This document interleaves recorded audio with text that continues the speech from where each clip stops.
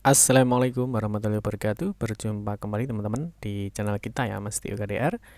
Oke teman-teman, di kesempatan kali ini kita akan berbagi informasi kembali ya. Kita akan memberikan informasi ya, khususnya masih di seputar PPDB Jatim ya tahun 2022 ya. Ini untuk jenjang SMA maupun SMK negeri ya. Nah, di sini nanti kita akan membahas terkait dengan PIN ya. Sebenarnya apa itu PIN?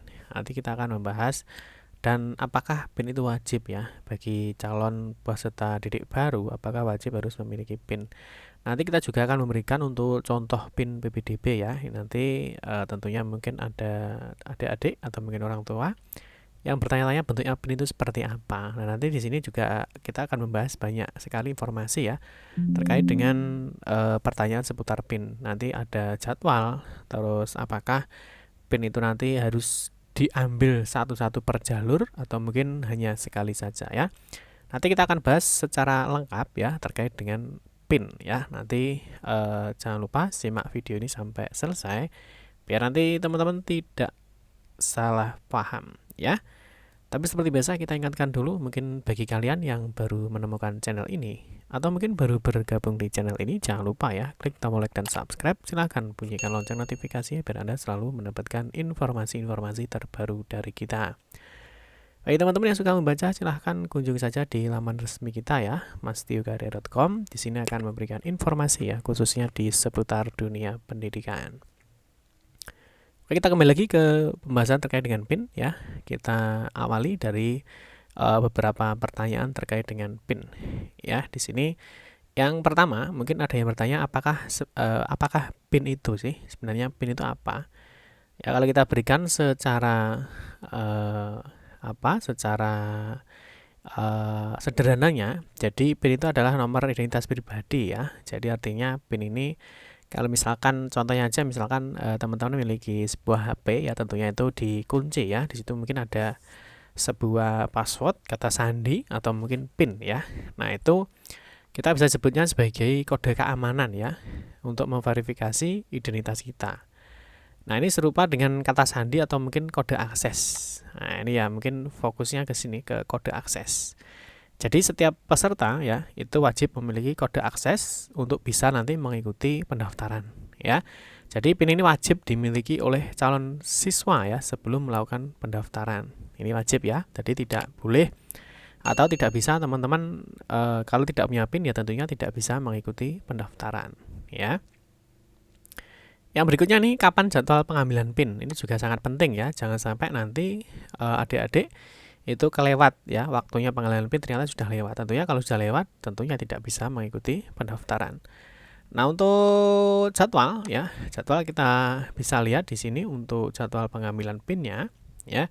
Di sini untuk pengambilan PIN ini oleh calon pendaftar ya, di sini mulai 2 sampai dengan 18 Juni 2022 ya, mulai pukul 1 sampai dengan pukul 23.59. Nah, ini bisa diambil secara online. Oke ya. Nah, di sini juga dijelaskan ya. Jadi tanggal terakhir itu adalah 18 Juni. Jadi dipersiapkan mulai dari sekarang. Mungkin berkas-berkas apa saja yang perlu disiapkan dalam pengambilan PIN. Nanti kita akan sedikit membahas di sini ya. Nah, tak lupa juga kita sampaikan ya bahwa kita juga sudah memberikan informasi ya terkait dengan ini cara ambil PIN untuk lulusan Jatim tahun 2022 ya. Silakan disimak di video kita. Oke, yang berikutnya di poin 3, apakah PIN itu wajib?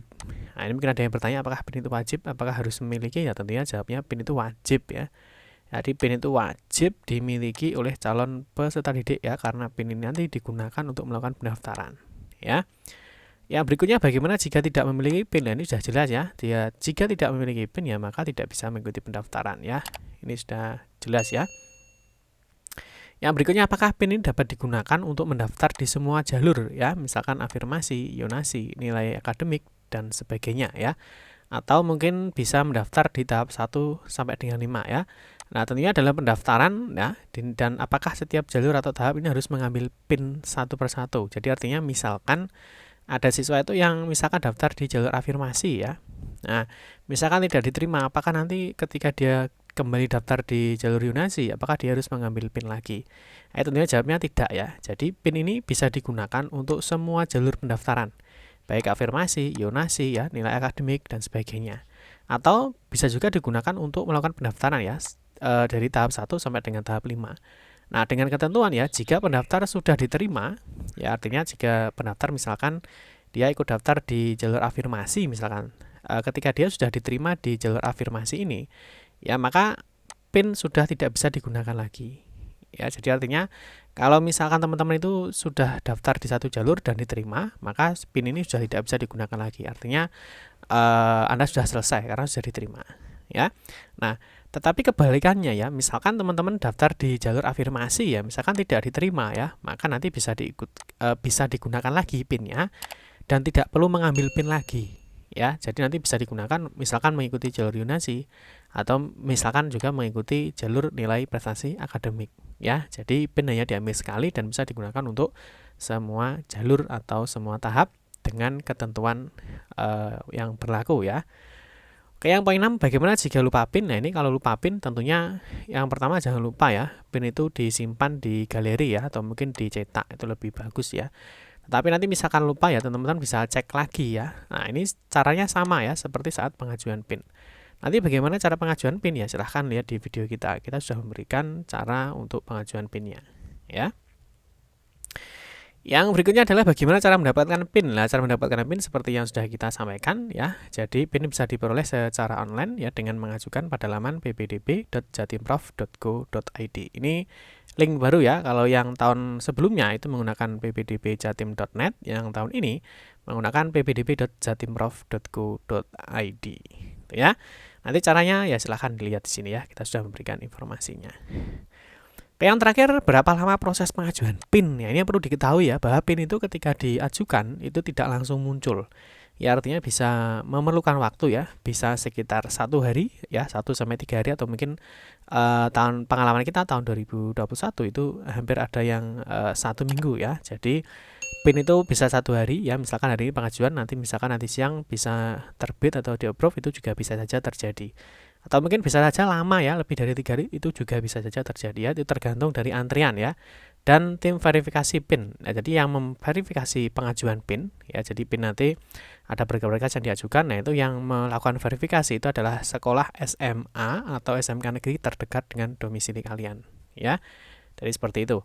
Yang terakhir ini adalah contoh PIN ya. Jadi PIN itu bentuknya seperti apa sih? Jadi nanti kalau pengajuan PIN kalian berhasil dan disetujui, maka di sini ada proses pengambilan PIN selesai. Artinya PIN kalian sudah terbit. Di sini ada informasi ya, selamat pengambilan PIN telah berhasil dilaksanakan. Nah, ini di sini ada nama, ada NSN, dan di sini ada PIN. Ya, PIN itu aja 6 kode ya. 6 digit ya, 6 digit huruf ya, 1 2 3 4 5 6. Nah, ini bisa saja ada 6 digit huruf dan angka ya. Sorry, ini ada 6 digit huruf dan angka ya. Jadi ada yang angka saja, ada yang angka dan huruf. Ya, ini nanti tentunya satu siswa dengan yang lainnya ini PIN-nya berbeda. Oke ya, ini adalah contoh dari PIN. Oke, sampai di sini bisa dipahami teman-teman ya.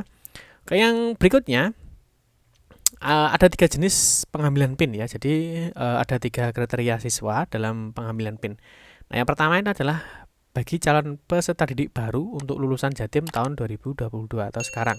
Atau seperti di video kita ini sudah kita contohkan ya untuk lulusan Jatim tahun 2022. Nah, nanti kita juga akan membahas untuk calon peserta didik baru untuk yang di luar Jatim. Karena ini cara pengambilannya berbeda ya. Insya Allah nanti kita bahas di video kita berikutnya.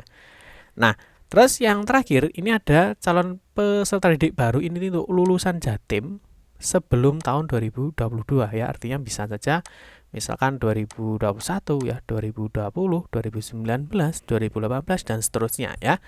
Nah, tentunya nanti kita akan membahas di sini ada 3 poin. Yang ini sudah kita bahas ya. Insya Allah nanti kita akan membahas di poin 2 dan di poin 3.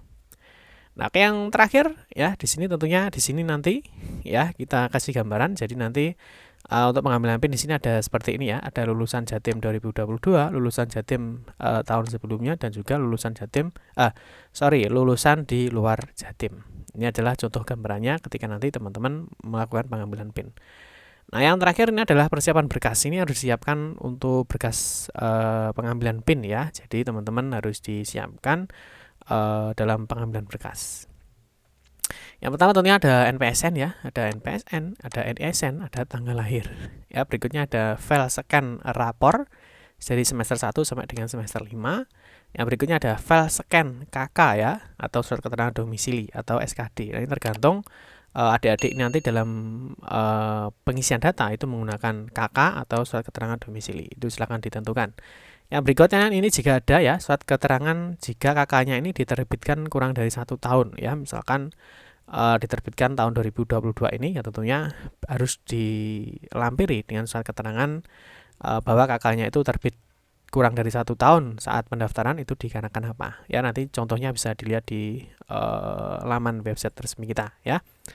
Terus yang terakhir tentunya siswa harus menentukan titik koordinat ya, koordinat titik rumahnya, karena ini sangat penting sekali, jangan sampai keliru ya. Nah, penentuan titik koordinat ini nanti sangat penting untuk digunakan khususnya di jalur Yunasi ya. Nah, ini nanti titik koordinat ini nanti harus disesuaikan ya. Titik koordinatnya ini disesuaikan dengan KK-nya, atau mungkin yang digunakan untuk titik lokasinya itu adalah SKD ya, atau surat keterangan domisili ya. Silakan ditentukan mulai dari sekarang. Nah, itu teman-teman ya. Jadi sekilas mengenai PIN ya, semoga bisa membantu dan memberikan informasi. Semoga yang masih bingung, semoga tidak bingung. Bagi teman-teman yang masih kurang paham ya silahkan ya, tuliskan aja di kolom komentar.